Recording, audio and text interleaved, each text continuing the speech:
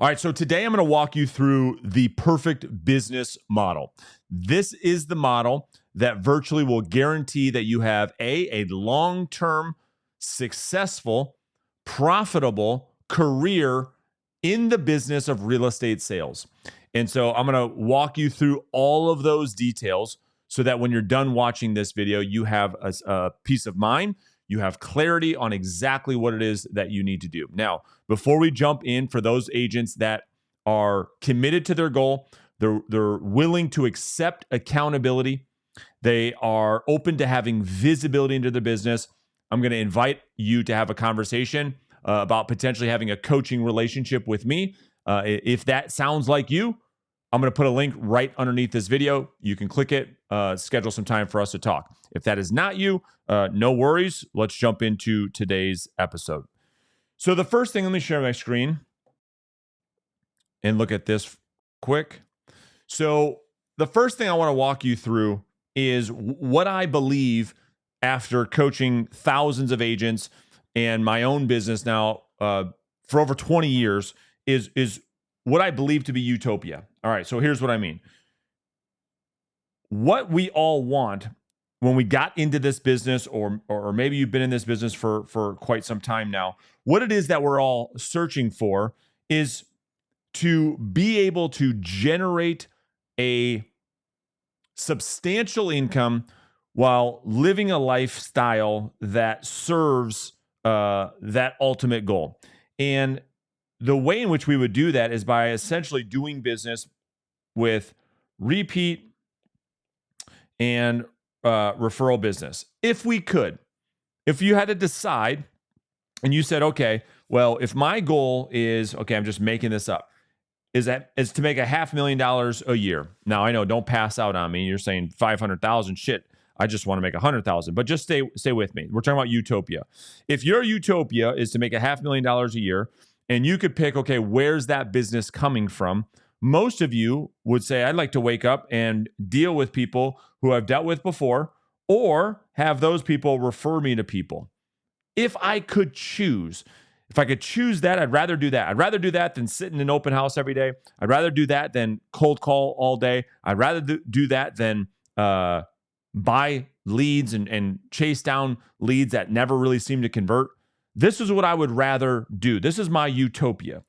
Now, most agents, I mean, if we're being really, really honest, end up being in this business for 10, 15, 20 years, still having to chase leads, still having to wake up and cold call, still having to wake up and not know where their next deal is going to come from. Why?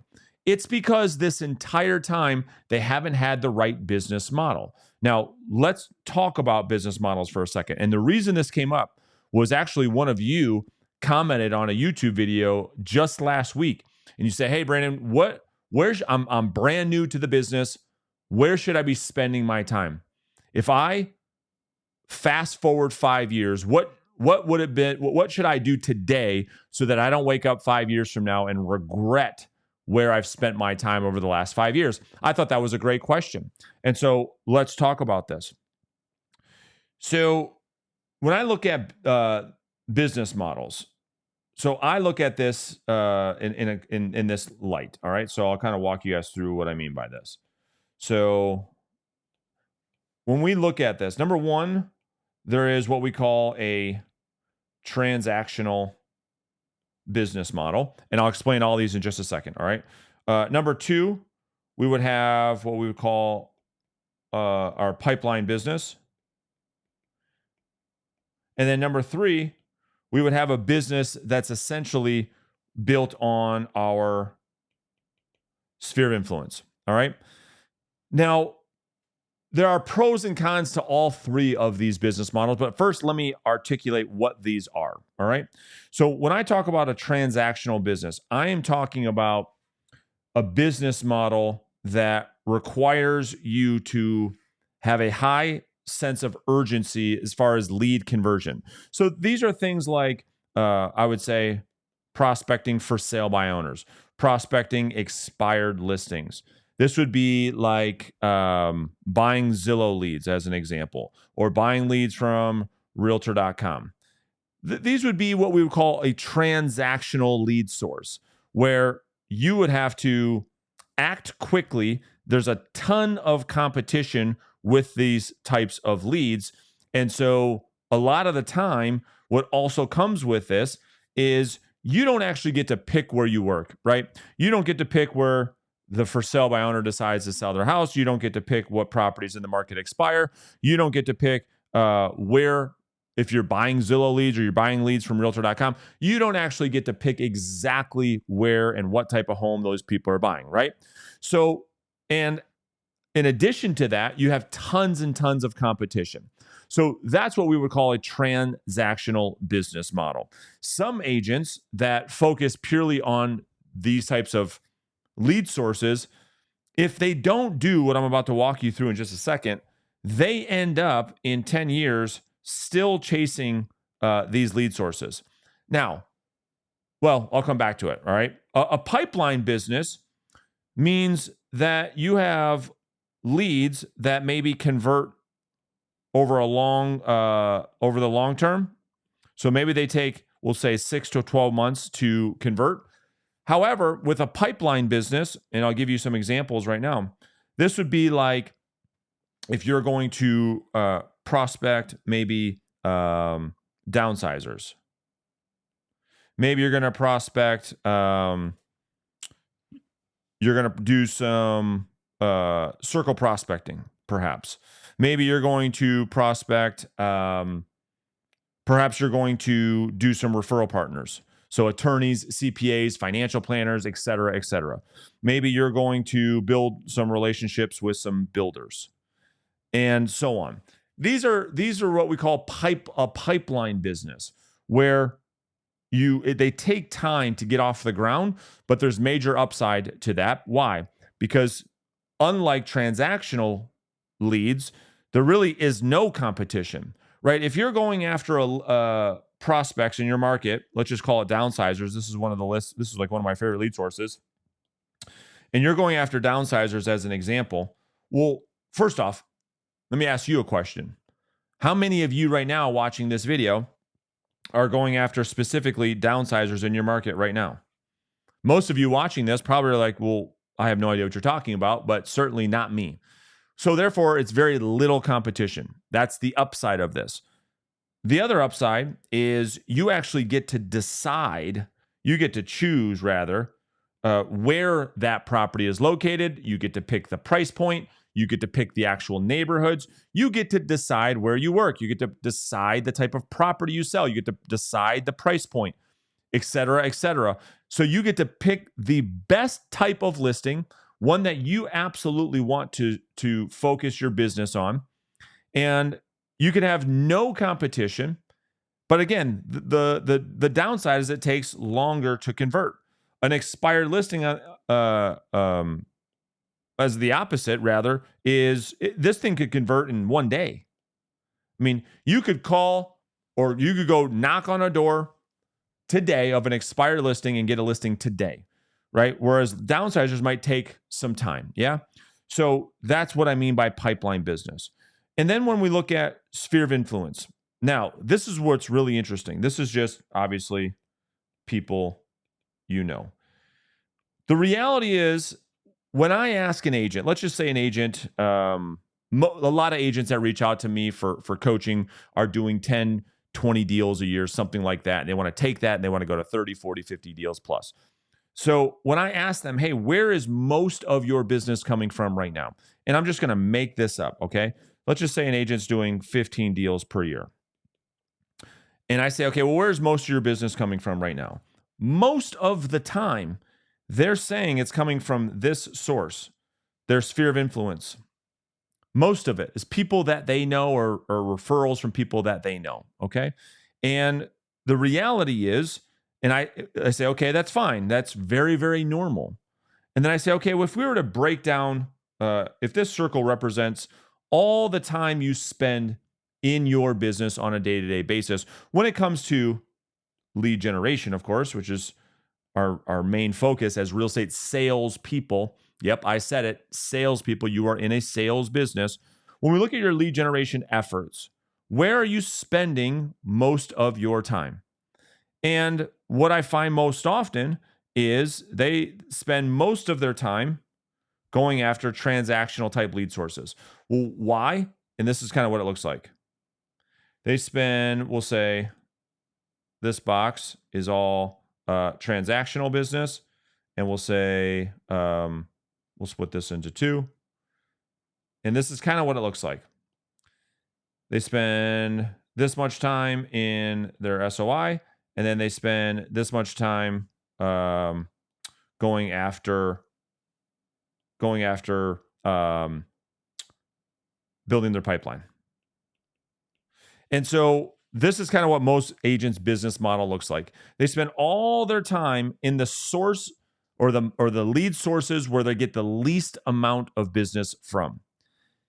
Why? It's because I believe this bias that we have of saying, okay, this is what everyone's talking about in the industry, right? Like where to get the now business, the now business, the now business.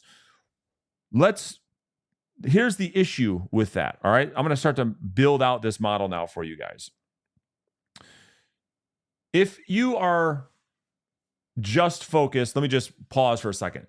If you're just focused on a transactional business model, can you make the argument that you could do a bunch of those deals and build a database of past clients that one day you're able to build what I would call a self-sustaining business, one where you wouldn't necessarily have to proactively prospect forever? Maybe. But with most of that, if we're being really, really honest, all right, and I live this myself, most of that type of business is transactional for a reason. It's transactional for a reason. For one reason or another, these expired listings, maybe it's somebody who is relocating. Maybe it's somebody that doesn't even live in the state. Maybe it's somebody who's moving across town. But there is a specific reason why they are in that scenario for the most part. Where what I mean by that is if all of your closings, which most of you we just talked about, aren't, most of your business is coming from sphere of influence. If you're getting business from transactional lead sources, it's difficult to build that business that repeats off of that. Now you for sure can, but here's what I want to walk you through. So if we were to build this timeline, all right, I'm going to attempt to do this, see if this works or not. And we say, okay, you start as a brand new agent here. Well, for the most part, not every time, but almost every time, agents that are new to the business have some attributes that I think would be fair and we would agree on. They have little money, right? They have little money and they have tons of time. Not every single person, but for the most part, that's kind of what makes up agents as they're new in the business. So they don't have a lot of money for things and they have just tons and tons of time on their hand. So when we look at this and we say, okay, this is their first year, second year, third year. We'll say this is year 3. We'll say 4, 5, 6. We'll say this is 7. Okay, fine. The way that I look at this is like what I'm about to show you. If I draw this business model, the way I believe that this should look is this. Number one thing that we should focus on with this model is, I'm going to split this in thirds. This is kind of the way I think about this, is number one, we should have a plan to go after our sphere of influence. When I say go after, I'm talking about serve your sphere of influence, okay? So you have to have a proactive communication plan from the very day you start in this business to focus on that sphere of influence. Because what happens is, go back to my story before, the agent that's doing 5-10 deals a year from their sphere of influence, most of that business they're getting is because they're getting lucky.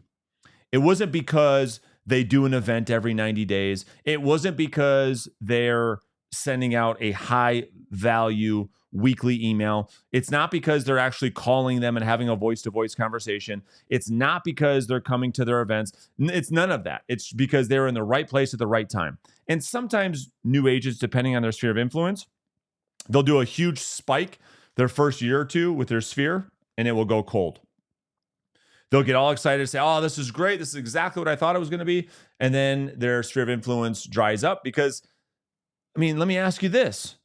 How many people do you know right now in your personal sphere of influence that is actively buying or selling a house right now? It's not that much, right? But what we want to do over time is we want to build out a communication plan to serve these people from the very day that we start. And I'd spend about a third of my time communicating with that group of people. Now, the other third, actually, let me change one thing on here. So I want to change one thing. We're talking about, we'll say this is years 1 through 3. Okay. So this is probably going to be 25%. And then we're going to go 25% on pipeline. Okay. So we'll spend 25% of our time building out a pipeline type of business.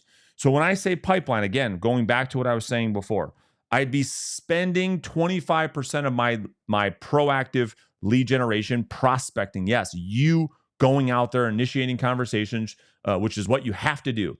Stop listening to people that tell you otherwise. They're setting you up for failure.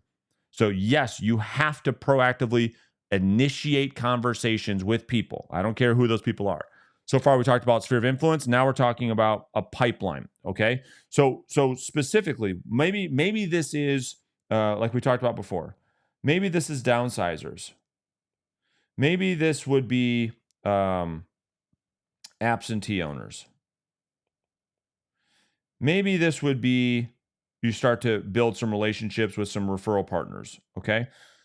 And not a ton, but maybe you start to meet some insurance agents. Maybe you start to meet some CPAs, some financial planners, some attorneys, things of that nature. And you start to build those relationships and you start to have these conversations. You start to spend time every day, 25% of your time on those types of models. And then we spend 50% of our time in years 1 through 3 on what we talked about before, which would be our transactional lead pillars. So this would be what we would call now business. This is what's going to pay the bills today. So this is your expired listings. This is your for sale by owners. This is your probates, et cetera, et cetera. This is going to give you cash flow right now. But I'm going to make you a promise, okay? This business right here will be for sure the hardest part of your business. It will for sure be the least enjoyable. Okay.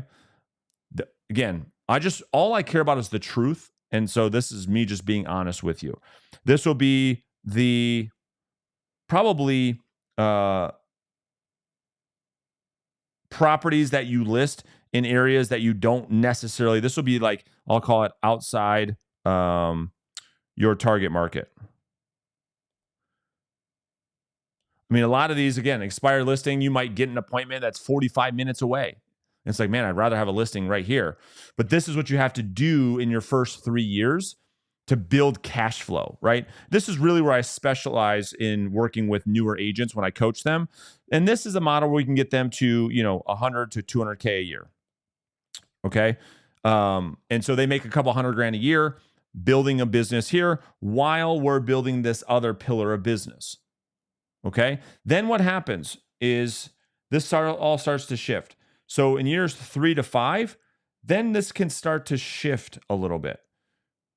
Hopefully it kind of looks opposite of what I just outlined before.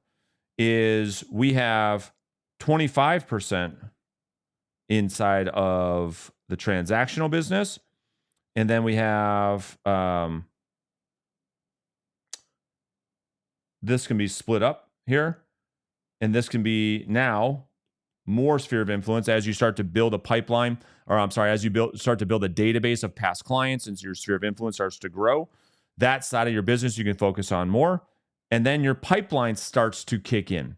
So all the prospecting and all the relationships that you've been building for the first 3 years, they start to pay off in years 3, 4, and 5. And then what happens, and this is what I believe, and I've seen it a lot, is that 5 years into this business, you can split the business 50% on your sphere of influence, 50% on pure pipeline. And pipeline business, again, it's the most profitable business. And you no longer have to go after what I would say is the, how can I put it? The least desirable type of opportunities in our business. And let me just be really, really clear with that, right? If I could just ask you this question, what would you rather have? Would you rather have a listing opportunity that's an hour drive away, that is half of the sales price that your average, that is the average in your marketplace? You're up against a ton of competition of agents that potentially are more skilled than you are. And the only way to earn that business, at least it seems this way, because you're up against a bunch of agents that are discounting their commission. So you're getting hammered on what it is that you charge. Would you rather have that, or would you rather have a listing in your ideal target market, so the exact neighborhood that you want to serve, and the exact price point you want to serve, at a high margin, high profit type of model, where you're not having to discount your self-worth next to nothing, work for free in order to get the transaction done? Like, what would you rather have, right? So we're all on the same page. So because of that, if you can, what I call pay the price for 5 years, and you're building your cash flow, and you're at the same time, you're working on these other lead pillars, right? You're building a pipeline, you're working your sphere of influence, you work your SOI even more, that starts to grow, you start getting past clients, you start getting repeat business, then your pipeline starts to what we call mature, that in 5 years, you can have this really nice business model where you're spitting off listings left and right from your pipeline. And you have this sphere of influence who is now, because you've been serving them for 5 years, you've been communicating with them weekly with a weekly email. You've been sending them a direct mail piece every single month. You've been doing a client appreciation event every 90 days. You've been doing something to proactively stay top of mind. You start to get repeat business. You start to get your sphere of influence to actually refer you business. You actually start to get your sphere of influence to do business with you. And so over time, that's what it can look like. And so when I think about business model, yes, we have to do what we have to do. In that first 3 years, we have to do what we have to do to pay the bills, to generate cash flow. Yes, you're going to have to serve maybe a clientele that, or serve a demographic, or not demographic, serve a business model that is less than desirable for the first couple of years. And when you're in this, you might say to yourself, man, is this, you might actually resent your business for a little while as you're building it. And that's the price you've got to pay for success in anything, right? I mean, look at any doctor. I mean, they're in school for what, 8, 9 years before they start making any real good money. I mean, that's the price you have to pay. Any top attorney, before they start earning really, really good money, I mean, they have to go to school for 6, 7 years, and then they've got to build their practice for 5 years before they start to actually really generate some good revenue. Why in the world would this be any different? Why in the world would we call ourselves a sales professional and think that we can just do and get the success in 6 months? In a weekend class, right? Our 40-hour class, a lot of people just knock that out in a couple days. And then you take a test, and then you want everything right now. Why would that be different? If you're going to make $200,000, $300,000, $400,000 per year, you're going to earn what top professionals in your market earn in other industries. Is it ridiculous to think that we have to actually also pay a price for that upside.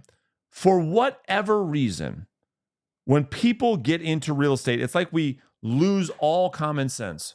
It's like all of our common sense, for whatever reason, goes out the door. Well, I'm in real estate. I've never made 100 grand before, but my first year, I'm going to go from making 40 grand a year to 400,000 my first year. And if I don't, then, the hell with this industry, right? It just doesn't work that way. And so, anyway, I digress. But the point is, as you're building your business model, we have to be in proactive conversations. We have to prospect. And I'd be splitting up my time primarily in the beginning, going after transactional lead sources, getting really good, building my sales skills. And then I'd be splitting the rest of my time up in half with working my sphere of influence today. I'm not neglecting them. And then I'll spend that other 25% of the time in the first couple of years building out a pipeline, building relationships that would pay dividends long term.